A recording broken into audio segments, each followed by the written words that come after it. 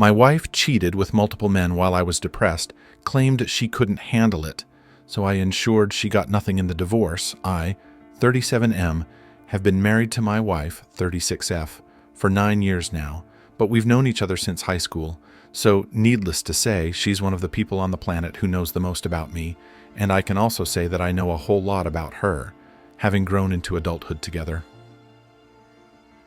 For the sake of telling this story publicly, let me just say that her name is Daphne.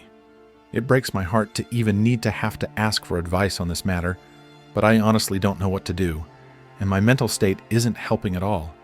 I might need to give you all a bit of background so you can understand things a lot better. I don't want to give too many details, but I had a very rough time growing up, if that's not an understatement. I grew up with a mother addicted to drugs and a great father who met his end due to junkie friends of my mother's. I was the one who found him and had to call 911, and I don't know if I can ever fully appreciate the extent to which that scarred me. I will be honest and say that I up resenting my mother, and women in general, very strongly. I entered foster care with a very kind foster family, and I was unnecessarily a jerk to many of the people in the house, but with time their love softened me, though I was still holding on to a lot of pain quite naturally. I started seeing a therapist very early in my life because I've been dealing with a lot of mental health issues, but I always try to stay positive and fight through things. Meeting Daphne in high school was also a major boost in my happiness, and we were friends for several years before the notion of anything romantic even started between us. Again, I was extremely resentful towards women, and I think having a healthy relationship with Daphne sort of helped me push out of that. Anyway, we both graduated high school and went to the same college where we both graduated once again. Okay, honestly, everyone could tell that we'd likely end up together, but I guess trying to be the edgy young adult that I used to be, I would deny it and act oblivious to even the mere possibility of ending up with her. About 2 years after graduating from college, I officially asked her to be my girlfriend. I proposed to her a year later, and 9 years ago, we got married. Daphne wasn't there through the absolute hardest times of my life, but she's always known about my mental health struggles, and she has been there to witness some of my hardest battles. I've always apologized for the way I might treat her in those moments, or the way she needs to baby me, but she's always been so kind, and she's always said that she doesn't mind. I even asked her at several points in our relationship whether she was sure about being burdened with me and my problems, but she always claimed that she was, and that she'd go the entire way with me. I think that's enough background. You should be able to understand what I have to say with this much background, so let me try my best to tell it. The real problem started about 4 months ago when I was dealing with a pretty bad episode of depression. Honestly, as much as I've pushed forward in life, some of the things that happened way back in the past still have a pretty strong hold on me, and it's hard for me to completely let go of them. No matter how many therapy sessions I choose to attend, though bad episodes have become fewer and farther apart the older that I've gotten. That episode lasted about 5 days, and usually Daphne is with me as much as she can be, but it was very clear that something was very different this time around. She stuck around the first 2 days, but halfway through the 3rd day, she seemed cold, and she told me that she had something that she had to do. I wasn't in the headspace to really inquire about what it was she had to do, so she left and came back much later in the night.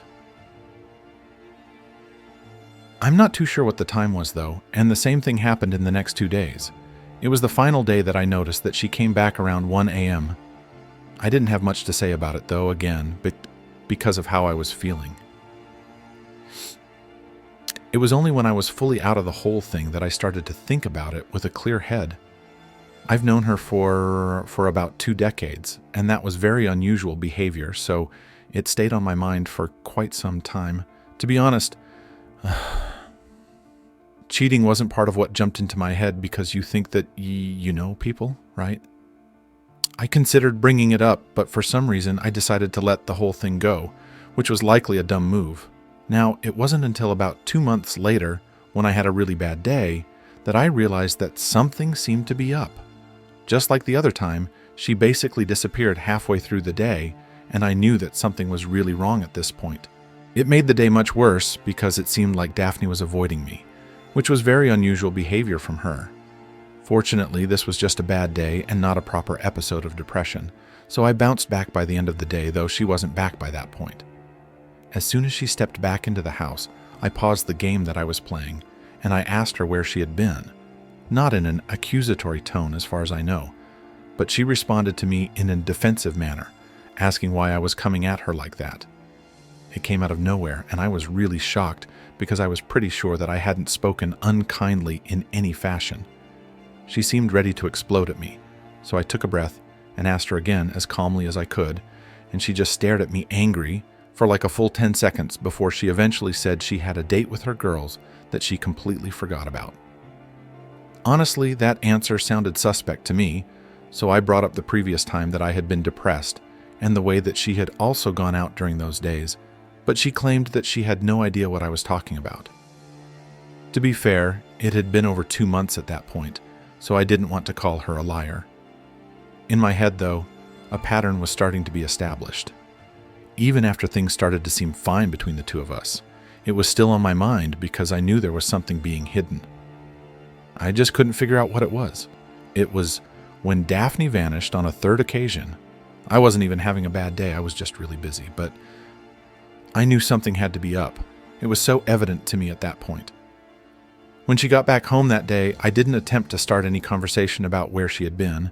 I just conversed normally about mundane things, and she didn't lash out or anything like she did the other time. I was hoping she might have volunteered where she was this time around, but she didn't say anything to that effect. I think it was precisely at that point that I knew I was going to have to find out where she was going on my own. I have always been a relatively tech-savvy person, and I know my way around an Android phone pretty well. As soon as my wife went into the shower without her phone, I went straight to Google Maps to check her location history that night. She went to a bar, and then to what seemed to be a residential address. I checked the previous time that she had disappeared like that, and it was pretty similar. She went to the same bar, but she ended up in a different house. I was taking pictures of all of this with my phone, especially because I planned to do more research on the addresses she was heading to. All I needed was for those addresses to truly belong to any of her girls, and I would feel so much better. I was going to check the dates for the very first time that she disappeared, but I could hear her wrapping up in the bathroom, so I stopped. But honestly, I felt like I was going to lose my mind from the uncertainty. I wasn't too sure how I was going to find the information that I needed based off those addresses only, but I knew it would be the only way that I could get any closure. I knew there were two possibilities. Either my wife was cheating on me, or she was truly going out with her girls quite unceremoniously. Going out to bars and ending up at someone's home could align with what she had told me, but it could also mean that she was going out to bars and going home with random men. She eventually came out of the bathroom, we did some small talk, which I really had to struggle through, and she went to bed. She went to sleep with her phone in her hand, and I carefully pried it out. My heart was beating furiously, trust me. She didn't wake up, though, and after doing a little mental math, I checked for the first day that she disappeared suddenly. It was the same thing on all 3 days, though on 2 of those days, she went to the same address after the bar. I think it was at that point that I realized what I needed to do. I have considered hiring a private investigator to tell me who lived at the addresses that I had, but I realized there was an easier way for me to do things. I just need to set her up. The next weekend, I did my best to fake being in a mood, which was a lot harder than I assumed it'd be, considering all the practice that I've gotten through my years. Exactly as I wanted, around 6 p.m., Daphne went to the room, came out dressed, and slipped out of the house, thinking she was unnoticed. A few minutes later, I went out too, with the cartoonish disguise of a pair of shades, a jacket, and a baseball cap, and I headed straight to the same bar that I knew she was going to. I really hoped she wouldn't be able to identify me, otherwise my plan might never work again. I walked into the bar, and it didn't take me long to spot her, sitting at the bar. She was alone, but she had ordered a drink already. I remember hoping that her friends would eventually join her there. I found a corner to sit in that I hoped she wouldn't notice me in, and I waited for a long time before I saw someone sit beside her. They sat there in silence for a bit before he said something to her, and I guessed from the body language that they didn't know each other.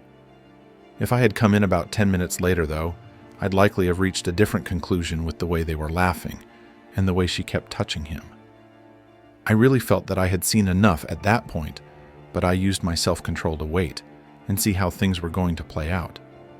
There was still a stupid part of me that was hoping that her girls would show up, and the guy was just there to help kill some time. Nope. I was there until about an hour and several drinks later when they both stood up and exited the bar together.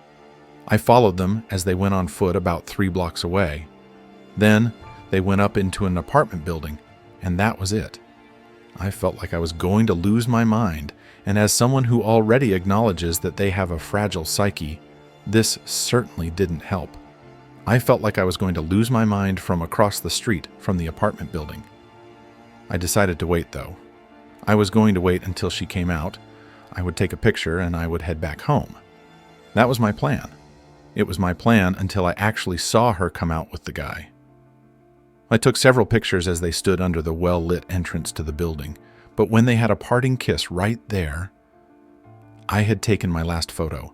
I stormed across the street against what I knew was my better judgment, and to be honest, I know I was very uncomposed. You can't blame me, though. I can barely remember the things that I said, but I remember that I was shouting and yelling, asking her how she could do that to me, saying that I knew she was up to no good, and so on and so on. I was almost about to slug the guy beside her, with a stupid, baffled look on his face, before she told him to go back to his house, and he obeyed right away. When it was just me and her, we just stood there staring at each other. I know I was shaking with rage, and I was battling with a lot of very messed up thoughts in that moment. Do you know what it is like to realize that you can never really trust anyone? That anyone is capable of betraying you? I think it was when all these thoughts were pouring through my head that I asked her why. I'm tired of dealing with your depression and your moods. It's exhausting. I needed happiness. She didn't think much before she let that loose on me, and honestly, I was left broken by those words. Even now, a few days after this thing happened, those words still sting. It was exactly what I was trying to avoid when I wanted her to be sure she wanted something serious with me, because I have always known that I'll be forever burdened with depression. But she seemed to accept me for who I was and who I am. I just started walking away at that point. It took me over an hour to get back home because I was wandering the streets aimlessly. It was dangerous, but part of me wanted to get hurt, honestly. Maybe the pain could end, or something would happen to help me forget about everything. Looking back, that was a stupid thought, but I get where it was coming from. By the time I got back to the house, Daphne was there, and I guess she had enough time to realize how stupid her words were. She started to beg as soon as she saw me, but I said nothing. I went straight to our room and locked the door because seeing her was infuriating me. I wanted to tell her to get out of the house, but at the same time, I didn't want to spare a word on her. I barely slept, but the next morning I didn't see her. I was glad I didn't need to interact with her, and I didn't care where she was. I still don't know where she is or where she's been, and I don't care. But at this point, I need to make her hurt. I've been living my life with hurt because I lived through so many traumas, and to have the person I thought was my safe space add to it was one of the most painful things that I've been through. I'll be reading every single comment that's dropped here because I have nothing better to do, but I want to know how I can make her hurt the way that she's made me hurt. I think that's the only thing that will help me feel some form of closure at this point, because I have no interest in cheating back. Update, I want to thank absolutely everyone that helped me out with my previous post. Honestly, it was really hard to open up like that and expose all my weaknesses, but most of the comments were incredibly kind and supportive, and I'm very grateful for that. It's been quite a while since I made my last post, but I'm glad to say that things are much better for me, and I took a lot of the advice that you all gave to plot my next move as best as I could. The first thing that I did was call her over for us to talk. She had no idea, but I had already spoken at length with the divorce attorney, and I knew there was no fixing what we had. I admit that I might have been fool enough if she had merely cheated on me once, but after cheating on me with what I assumed were multiple people, and also the horrible words she spoke to me, I knew there was no going back. I wouldn't ever be able to love this woman again.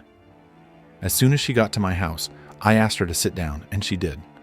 I asked her how many people she had cheated on me with, and she initially said just the one, but I kept pressing, telling her that I knew more than she thought I did.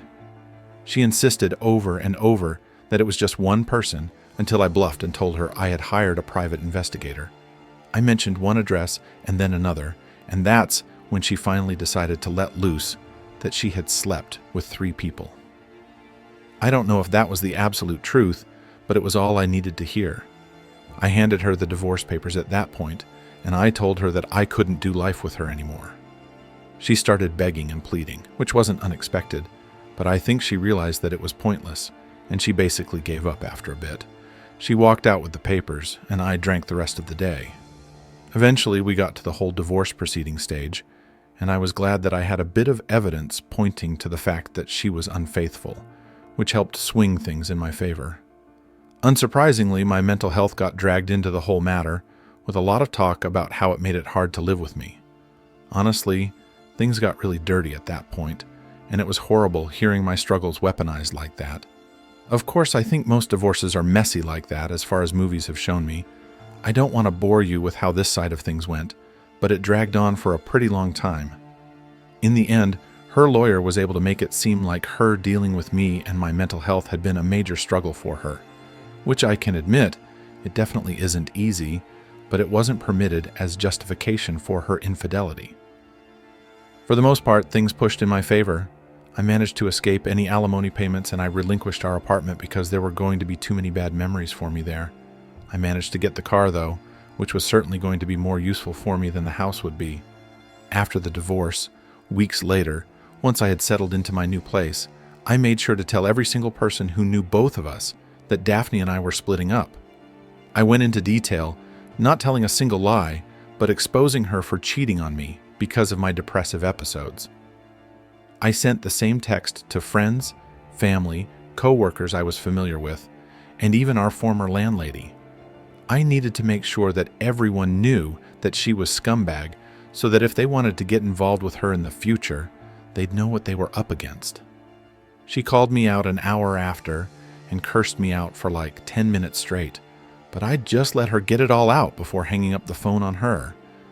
I haven't spoken to Daphne since she called me to yell every expletive in the book, but a coworker replied to a message of mine saying that she's been having a hard time with gossip in the workplace, that maybe I'd consider recanting your statement to help her out. I left her on read. I don't think I'm going to do relationships anymore. There's too much fear in me now as to the ways a woman can hurt me, and I'm not excited to discover a new one. Maybe I'll have fun on dating apps, because the body has needs, but I don't think I'm after anything serious anymore. I'm relatively old. I don't desire children, and maybe not having a woman in my life brings simplicity, which is fine by me. Anyway, I hope those of you who choose to will find women you can trust and love forever, because I know that they're out there, but I'm just not willing to take the risk and find any of them myself.